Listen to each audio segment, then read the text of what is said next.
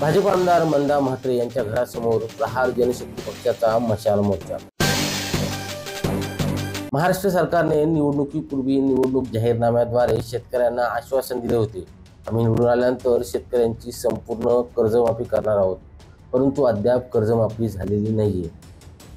शेतकरी आत्महत्या करत असताना त्यांच्या कर्जमाफीसाठी हातात भगवा ध्वज आणि पेटती मशाल घेऊन प्रहार जनशक्ती पक्ष आंदोलन करत आहे।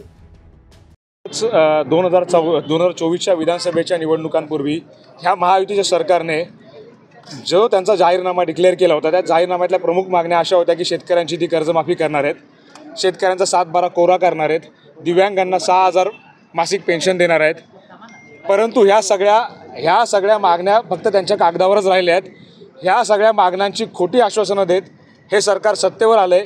सत्तेवर येऊन जवळपास 6 ते 7 महिने झालेत, परंतु आज तागायत कुठल्याही प्रकारचे शेतकऱ्यांच्या हिताचे निर्णय यांनी घेतलेले नाही आहेत। मुळातच काय होतंय की फक्त महापुरुषांची फोटो बॅनरवर लावायचे, त्यांच्या नावाने निवडणुका लढवायच्या आणि त्यांच्या नावावर मतं मागायची, एवढंच फक्त हे सरकार करतंय। त्यासाठी आम्ही आता मंदाताई म्हात्रे यांच्या घरावर मशाल मोर्चा घेऊन आलेलो आहे। विषय एवढाच आहे की आदरणीय मंदाताईंनी ह्या शेतकऱ्यांच्या मागण्या सरकारपर्यंत पोहोचवाव्यात, ह्या मोर्चा मागचा हेतू आहे। अमोल कांबळे, संवाद मराठी लाईव्ह, नवी मुंबई।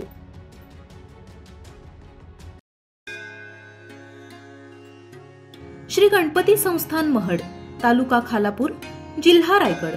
श्री वरद विनायकाच्या भक्तांसाठी भक्त निवासाची सोय, स्वच्छता आणि 24 तास गरम पाणी, सीसीटीव्हीची नजर। आगाऊ नोंदणीसाठी संपर्क करा 02192 26 69 12 72 76 47 38 54।